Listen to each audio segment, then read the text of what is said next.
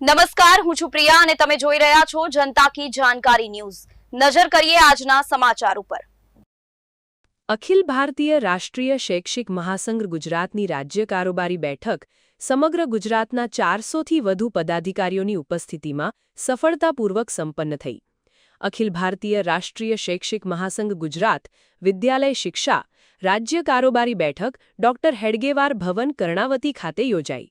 અખિલ ભારતીય રાષ્ટ્રીય શૈક્ષિક મહાસંઘ ગુજરાત વિદ્યાલય શિક્ષાની રાજ્ય કારોબારી બેઠક તારીખ 29 જૂન 2025ના રોજ મણિનગર કર્ણાવતી સ્થિત ડોક્ટર હેડગેવાર ભવન ખાતે સંપન્ન થઈ હતી।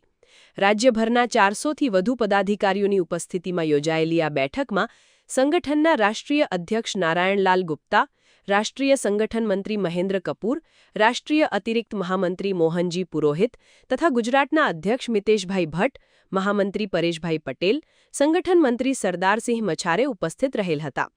બેઠકની શરૂઆત દીપ પ્રાગટ્ય અને સરસ્વતી વંદનાથી થઈ હતી। વિમાન દુર્ઘટનામાં મૃત્યુ પામેલા નાગરિકોને શ્રદ્ધાંજલિ અર્પણ કરીને મૌન પાળવામાં આવ્યું। બેઠકનું સંચાલન પ્રાંત મહામંત્રી પરેશભાઈ પટેલે કર્યું હતું।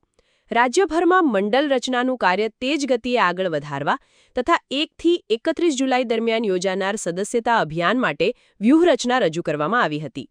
21 જુલાઈને મહાસદસ્યતા અભિયાન જાહેર કરાયેલ હતું। પ્રાથમિક સંવર્ગ અધ્યક્ષ અનિરુદ્ધસિંહ સોલંકીએ સદસ્યતા અભિયાનની વિગતો આપી। સંગઠન મંત્રી સરદારસિંહ મછારે સંગઠન કાર્યશૈલી અને ગુરુવંદન કાર્યક્રમ અંગે માર્ગદર્શન આપ્યું। રાજ્ય અધ્યક્ષ મિતેશભાઈ ભટ્ટે આગામી કાર્યક્રમોની વિગતો અને કેન્દ્રીય કારોબારીના નક્કી થયેલા મુદ્દાઓ રજૂ કર્યા અને દરેક સંવર્ગના પડતર પ્રશ્નોની વિશદ ચર્ચા કરેલ હતી। બેઠકમાં જૂની પેન્શન યોજના ફરીથી અમલમાં લાવવાની સરકાર પાસે માંગણી કરવા મક્કમતા દર્શાવેલ હતી। તારીખ 1 એપ્રિલ 2005 તથા આગામી સમયમાં નિમણૂક પામનારા શિક્ષકોને જૂની પેન્શન યોજના હેઠળ સામેલ કરવાની માંગ રજૂ કરવામાં આવી। સાથે જ ભારતના સંવિધાનમાં સમાવિષ્ટ 22 ભાષાઓના સંરક્ષણ માટે 500 પુસ્તકોના અનુવાદ માટે મહાસંઘના સહયોગથી કાર્ય શરૂ કરવાનું પણ નક્કી કરાયું। હમારા વિદ્યાલય હમારા તીર્થ અંતર્ગત ગુજરાતની 1000 શાળાઓને નમૂનારૂપ સંસ્થા તરીકે વિકસાવવાનો સંકલ્પ લેવાયો અને 1 સપ્ટેમ્બરે સમગ્ર દેશમાં મારું વિદ્યાલય મારું સ્વાભિમાન પ્રતિજ્ઞા લેવાનું આહવાન પણ કરાયું। આ તમામ નિર્ણયો સંગઠનને વધુ મજબૂત અને કાર્યક્ષમ બનાવવા તથા શિક્ષકોના હિતમાં અસરકારક સાબિત થશે તેવી વિશ્વાસપૂર્વક ચર્ચાઓ થઈ હતી। બેઠકની પૂર્ણાહુતિ કલ્યાણ મંત્ર સાથે કરાઈ હતી।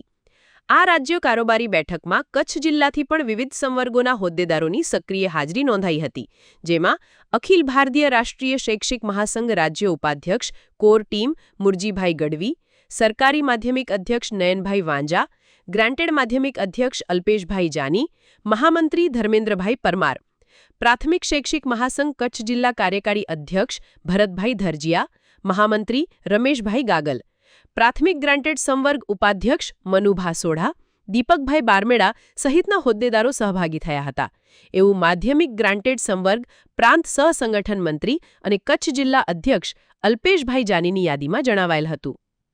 સ્ટોરી રમેશભાઈ ભાનુશાલી, નલિયા, અબડાસા, કચ્છ।